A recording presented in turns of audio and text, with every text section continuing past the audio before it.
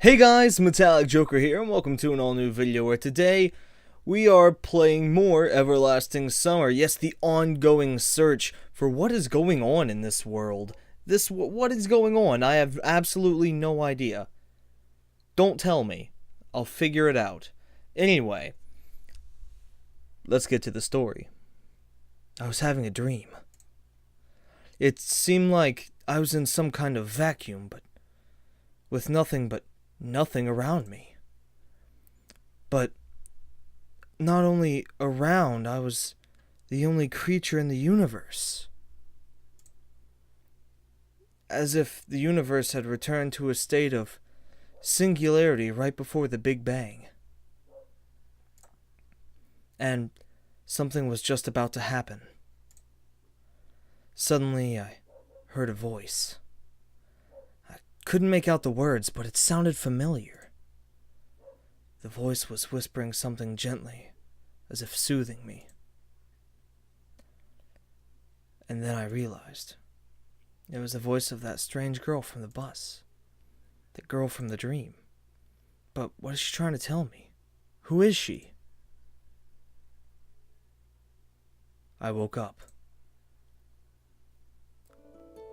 That's a freaky poster. Who has a poster like that? That is freaky. It's fucking weird, dude.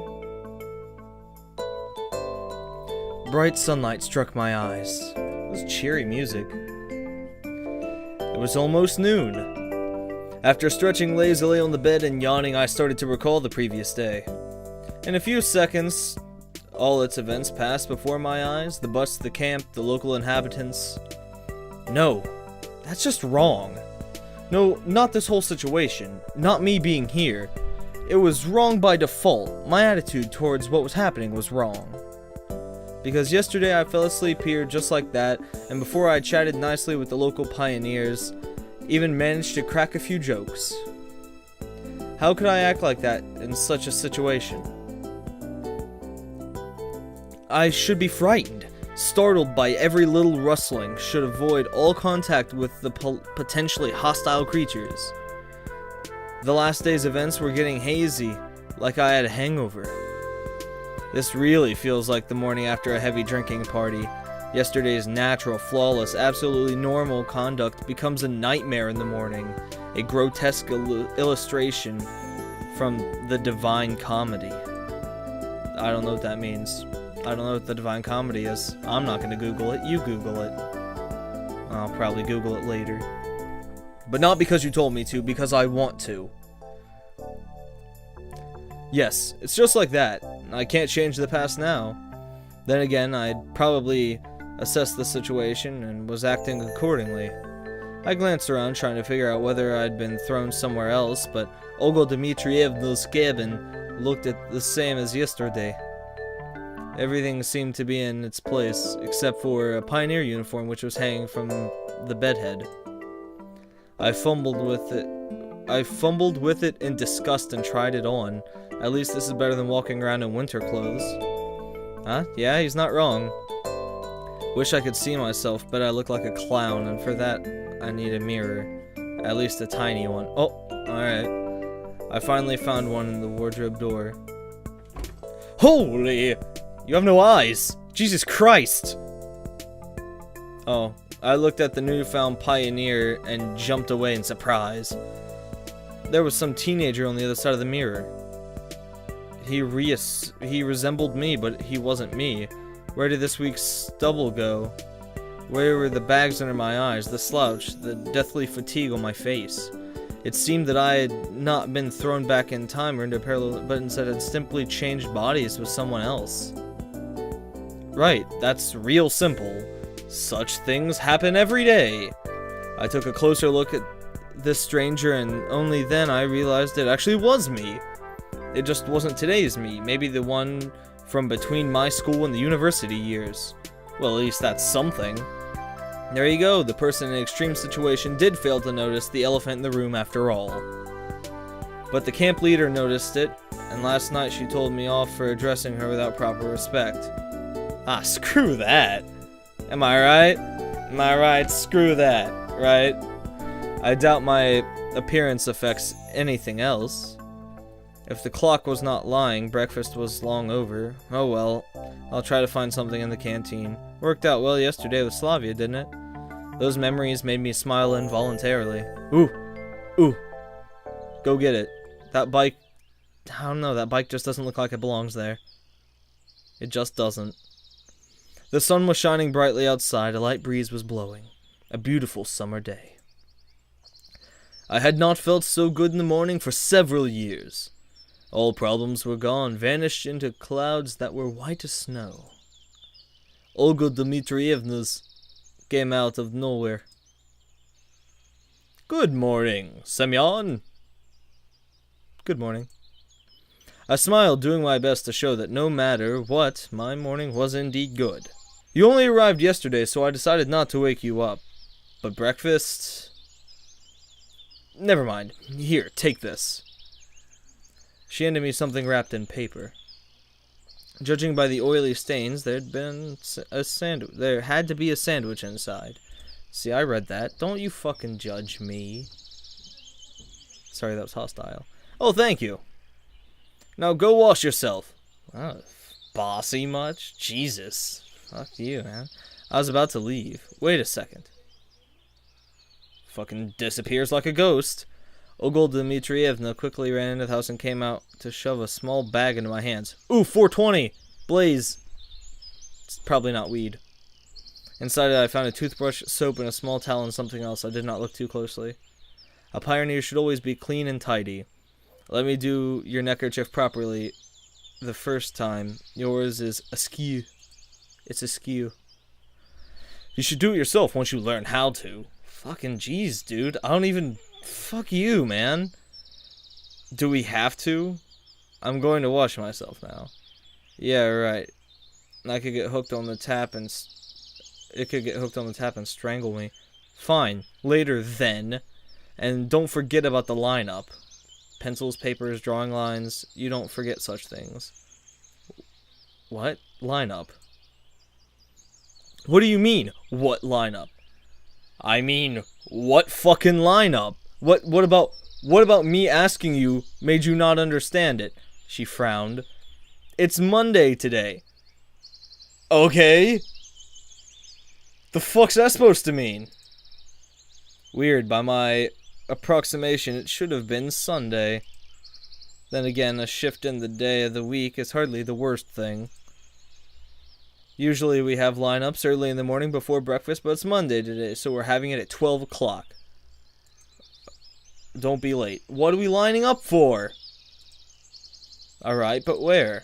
At the square. Where else? I don't fucking know. I showed up yesterday. Seriously. There's no reason to argue. I headed to the bathing place. Bathing place? Alright. Oh. Oh. Mm-hmm. Alright then. I knew I could forget about separate showers and toilet, but at the sight of this malfunctioning symptom of decaying socialism, a funny turtle with a thin shell, paw taps and a ceramic belly, I felt sick. I was not a squeamish person, but nevertheless, standing there, I realized that there was still some minimal level of habitable comfort, which I found it troublesome to do without. Sorry, this is really catchy. I'm not sorry, actually.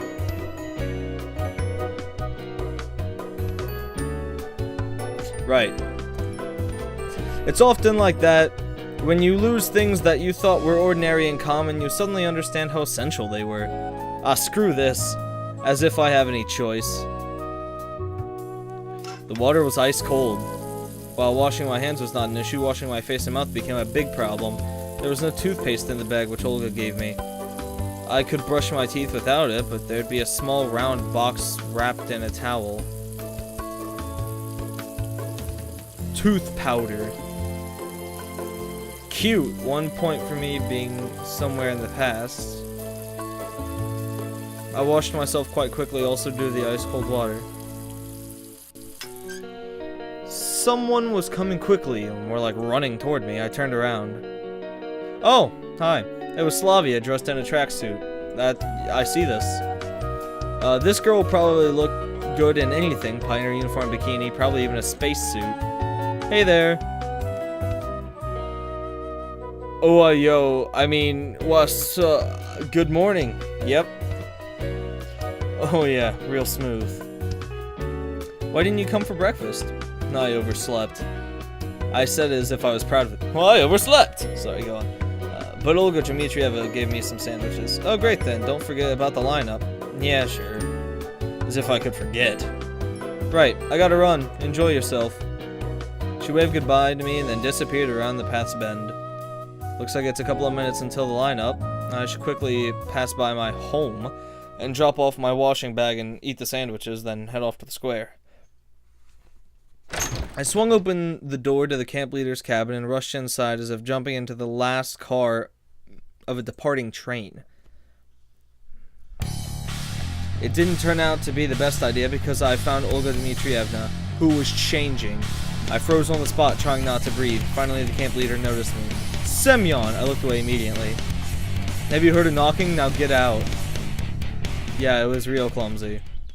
Although I did enjoy the sight. Pfft, nice. Followed me out in a minute. Here, take this. Now it's your home, too. Ooh. She handed me a key. I put it in my pocket. Home. Of course, if you disregard how fantastical the current events were, the camp was far from being the worst place on Earth, but to call it home? Just a far one day spent here. I doubt I'll ever be able to do so. Alright, let's go, we're late. But what about the sandwiches? Just eat them on the way. Man, she's really bossy. We were passing along the lines of the pioneers' cabins while I was tucking into the ham sandwiches. Olga Dmitrievna kept on talking and talking. She was buzzing like a game of Operation with Parkinson's. I'm sorry, but that's actually pretty funny. That's so mean. That is awful. That's hilarious, though. Oh, props to this game. But I cared about nothing but the food. Understood? Huh? You weren't listening? Not even the slightest. Sorry. Today's the first day of your new life as a pioneer. I don't really want this. And you should do your best so that it becomes a happy life. Ah, yeah, definitely. I'm serious. A pioneer has many duties. Great responsibilities is conferred upon him to participate in social work to help his juniors to study and study and study again. We here are all like one big family, and you will become part of it. Whether you want to or not, you'll become part of it.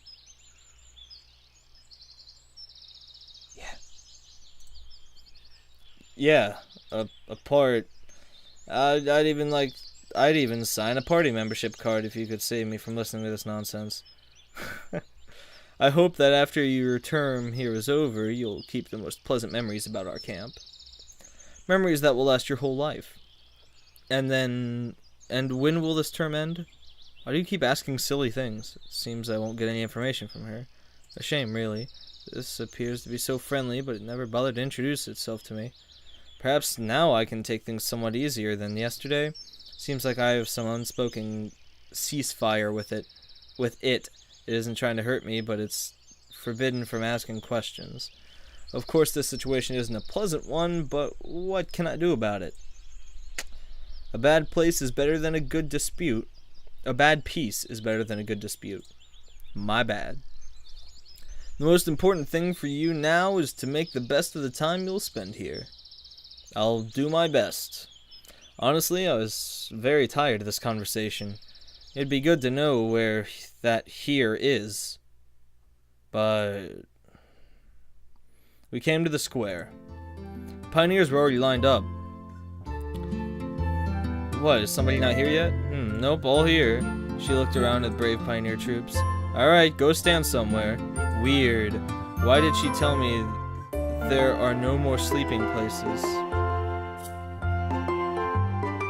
Oh, the chief was running her mouth about the plans for the week. I stared at the people. This can't be the whole lineup. We saw that whole fucking canteen full of people.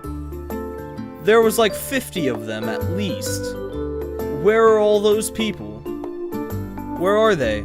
I want to know. Like, there was so many. And right here there's 6. And if you have to count my character, that's 7. And then the leader. I don't even think I read that last one. A few heads away from me stood Electronic. A little further, Lena and Slavia. At the end of the line, Yolana and Elisa. I forgot his name was Electronic. That's a stupid name. I mean, at least as an American, that sounds kind of dumb. It probably makes sense in Russian. Everyone I had met was here. Olga Dmitrievna spoke about some competitions, and I turned my attention to the monument. Genda. I could not remember any revolutionary with a similar name. He had a weird posture too, as if he was looking around with distrust. Maybe contempt or even disdain. Probably some local leader. Daydreaming again? Slavia brought me back to reality. Stood nearby. Still remember the plan for the week? The plan? I will never forget the plan! Perfect! She looked at Slavia. Did you bring it? Yes. Slavia handed me a piece of paper. It's a checklist. I thought it said it was a paycheck, and I was like, awesome! Nope, it's a checklist. That's so much less awesome. Here are 4 tasks to check off. Do it all today. She's fucking bossy! Before you start, sign up for a club. There are some clubs in the clubhouse. Musical club, separate building. Then visit the infirmary. And finally, visit the library. Got it? Yes. The checklist seemed like a good chance to find out something. Since I had places to go I hadn't been before. Then come on, start right now. What about lunch? Don't worry, we'll bring you more sandwiches. The checklist is more important. More sandwiches! Good luck. They departed too fast for me to ask anything else. Missed breakfast, now I'll miss lunch too. This ain't good. Maybe I'll manage it in time somehow. Lunch starts at 1 p.m. Then again, if I'll go there, I'll miss a place from the checklist. Okay, it's too early to go to the canteen anyway. Oh shit, I get to actually choose where to go. Ooh, what should I choose? Ooh, what should I choose? Okay, guys, I hate to do this, but I'm running out of time, so I'm actually going to leave this video here, and next video I'm going to start choosing places to go. So, if you guys like this series, give it a like, comment below what you think I should do in this game, because I actually have no idea. None at all. I'm going into this completely blind. I have no idea what is going on. Oh, it's got little faces where the people are. That's kind of cool. Anyway, as always, I'm Metallic Joker. Praise Steven, and cue the outro.